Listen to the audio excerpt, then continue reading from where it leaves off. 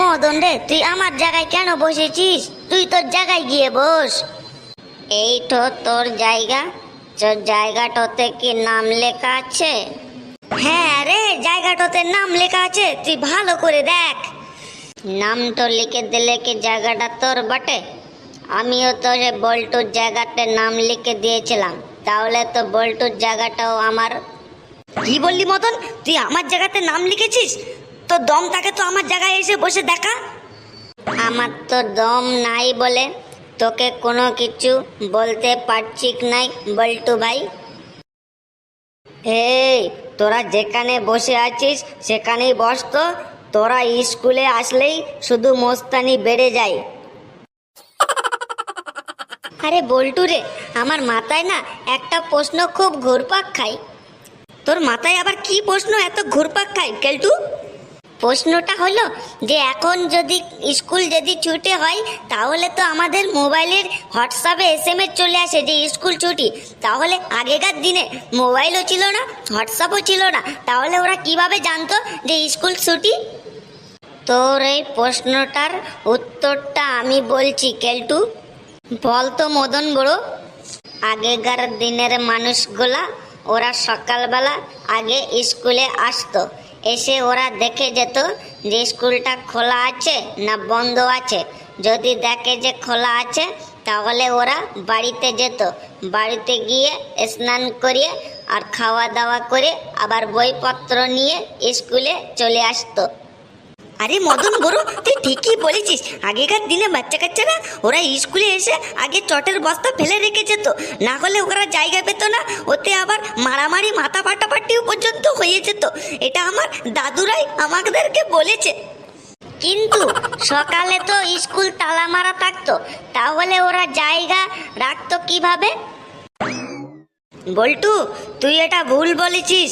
আগেকার দিনের মানুষেরা ওরা চটের বস্তা নিয়ে স্কুলে যেত না, ওরা গাছের তলায় গিয়ে পড়াশোনা করতো। আমার দাদু বলেছে। তোর দাদু তাহলে গাছের নিচে গিয়ে মাটিতে বসে পড়াশোনা করতো? তোর দাদু তাহলে স্কুলের মুখই দেখিনি। তোর দাদুকে জিজ্ঞাসা করবি, অঙ্গনারী মোড়া স্কুলেতে গিয়েছে আর শুধু খিচুড়িই খেয়েছে। বল্টু, খোকা ঠিকই বলেছে বটে। আগেকার দিনের মানুষেরা ওরা গাছের নিচে গিয়ে পড়াশোনা করত। আমার ঠাকুরদা আমাকে বলেছে বটে। কে কে কে আবার গাছের তলায় পড়াশোনা করতো? খোকা, ঠাকুরদারা গাছের নিচে পড়াশোনা করত। ওই খোকা আর মদন ওরা ঠিকই বলেছে। আগেকার লোকেরা ওরা গাছের তলায় পড়াশোনা করতো কত কষ্ট করে। এখন তোদেরকে এত সুযোগ সুবিধা দেওয়ার পরেও তোরা তাও পড়াশোনা করিস না। কিসের সুযোগ সুবিধা স্যার? স্কুলে আসলে ক্লাসের পর ক্লাস, একটা ক্লাস শেষ হতে না হতে আর একটা ক্লাস, কোনো রেস্ট নেওয়ার সময় নেই। তারপরে আবার বাড়িতে গিয়ে শান্তি নেই। গাদা গাদা হোমওয়ার্ক দেন বাড়িতে গিয়ে হোমওয়ার্ক করতে না বসলে বাবা মার কাছে প্যাদানি খেতে হয়। এদিকে স্কুলে সাড়ে রাতে প্যাদানি, ওদিকে মা বাবার কাছে প্যাদানি খেতে খেতে খেতে আমাদের জীবনটা শেষ হয়ে যাচ্ছে। এতে আবার সুবিধার কি দেখছেন স্যার? এই, কি সব উল্টো পাল্টা বলছিস? স্কুলে আসলে পড়াশোনা করতে হবে না? তাহলে কি স্কুলে কি আড্ডা মারার জায়গা নাকি? স্কুলে আসলে তো পড়াশোনাই তো করতে হবে।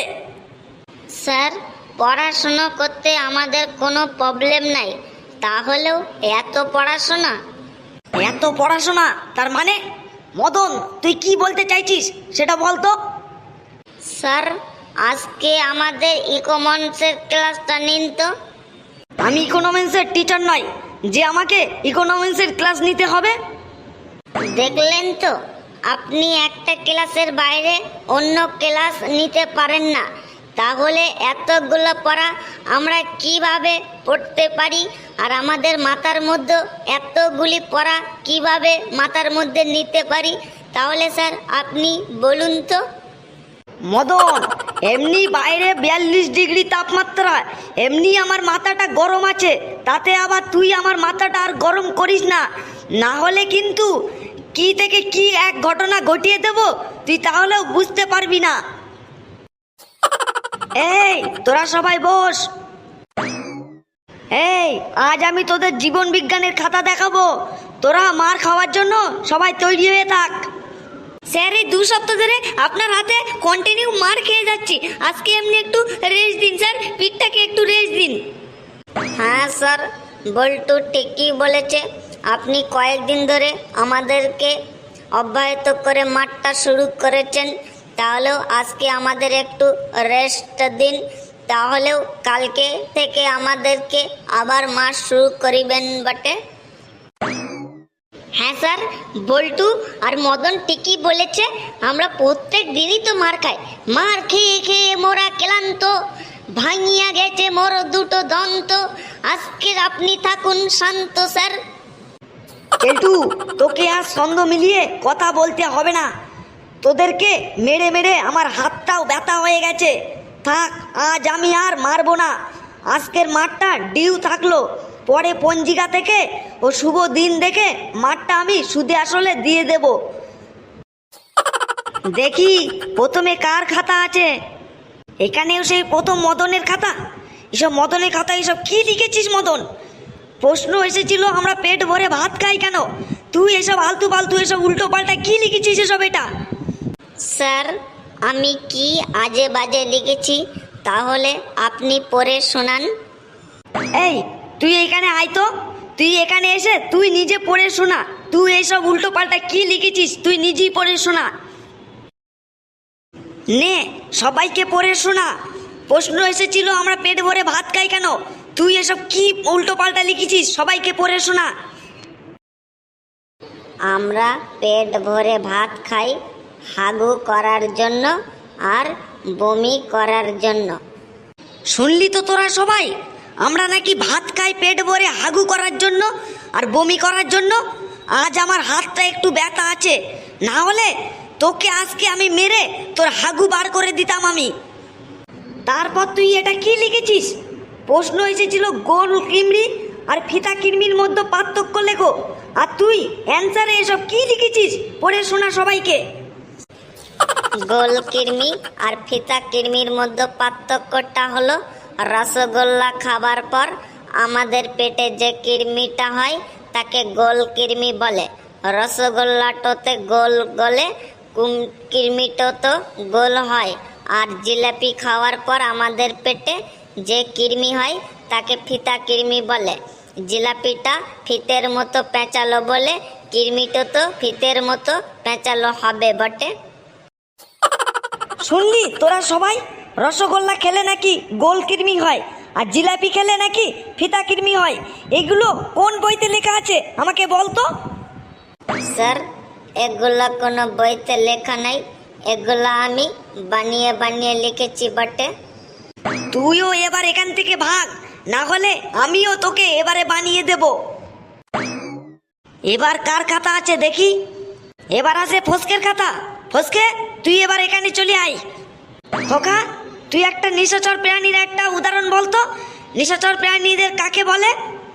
স্যার, যেসব প্রাণী দিনের বেলা ঘুমায় আর রাতের বেলা জেগে থাকে সেসব প্রাণীর নিশাচর প্রাণী বলে, যেমন পেঁচা। তুই একদম ঠিকই বলছিস। তাহলেও ফসকে কি লিখেছে তোরা তাহলে শোন। এই ফসকে, তুই সবাইকে পড়ে শোনা। নিশাচর প্রাণী কাকে বলে? যে প্রাণীরা সারা রাত জেগে থাকে আর দিনের বেলাতে পড়ে পড়ে ঘুমায় তাদেরকে নিশাচর প্রাণী বলে। আমি তো এটাই ঠিকই লিখেছি স্যার। এবারে তুই উদাহরণটা কি লিখেছিস সেটা সবাইকে পড়ে শোনা। নিশাচর প্রাণীর উদাহরণ হলো, আমার দিদি একটা নিশাচর প্রাণী। ও সারা রাত জেগে জেগে ফেসবুক করে, ইনস্টাগ্রাম করে আর দিনের বেলা পড়ে ঘুমায়। তোরা সবাই শুনলি তো, ও দিদি নাকি একটা নিশাচর প্রাণী। এসবগুলো তোরা কোথা থেকে পাস তোরা? তারপরের অ্যান্সারটাও ভুল লিখেছে, ওইটা পড়ে শোনা। কোনটা স্যার? খোকা, একটা উভচর প্রাণীর উদাহরণ বলতো, আর উভচর প্রাণী কাকে বলে? স্যার, যে প্রাণী ড্যাঙাতেও বাস করে জলেও বাস করে তাদেরকে উভচর প্রাণী বলে। উদাহরণ যেমন ব্যাঙ। একদম ঠিক বলেছিস। আর এই ফসকে কি লিখেছে? এই ফসকে, তুই সবাইকে পড়ে শোনা, উভচর প্রাণী কাকে বলে। তুই কি লিখেছিস এটা সবাইকে পড়ে শোনা। স্যার, আমি তো ঠিকই লিখেছি। যে প্রাণী জলেও বাস করে ও ডেঙ্গাতেও বাস করে সে প্রাণী হলো উভচর প্রাণী। যেমন আমার উদাহরণ হলো আমার ছোট কাকা। এই তোর কাকা আবার উভচর প্রাণী হলো কি করে রে? স্যার আমার ছোট কাকা যেমন জলেতে সারাদিন মাছ ধরে আর রাত্রিবেলা এসে ঘুমায়, তাহলে আমার ছোট কাকা উভচর প্রাণী হলো না স্যার? আমার ছোট কাকা তো উভচর প্রাণী। এই তুইও জায়গায় গিয়ে বস, না হলে তোকেও মেরে আমি উভচর প্রাণী বানিয়ে দেবো। যত সব উল্টো পাল্টা অ্যান্সার লিখিস। তোরা সবাই মন দিয়ে শোন, তোদেরকে আজকে আমি আর ক্লাস নেব না, আজকে আমি চলে গেলাম। আর তোদের যে খাতাগুলো বাকি আছে কালকে তোদেরকে আমি সেই কজনের খাতাগুলি দেবো। আজকে আমি চলে গেলাম।